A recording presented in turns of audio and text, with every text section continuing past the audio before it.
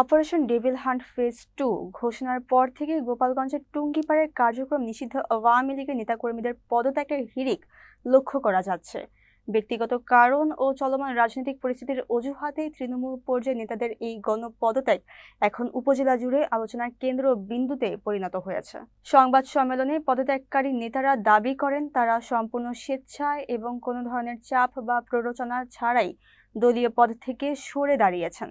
দলের প্রতি তাদের শ্রদ্ধা ও সম্মান থাকলেও সাংগঠনিক জটিলতা এবং ব্যক্তিগত কারণে তারা আর কোনো দায়িত্বে থাকতে আগ্রহী নন বলে জানান তারা।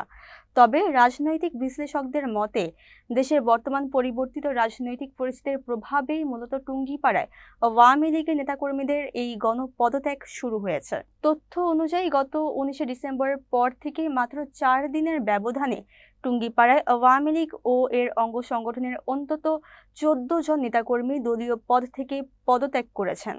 এ বিষয়ে বিভিন্ন রাজনৈতিক দলের স্থানীয় নেতৃবৃন্দ ভিন্ন মত প্রকাশ করেছেন। তারা বলছেন যারা পদত্যাগ করছেন তারা ভবিষ্যতে অন্য কোনো রাজনৈতিক দলের সঙ্গে যুক্ত হচ্ছেন কি না সেটিও খতিয়ে দেখা প্রয়োজন।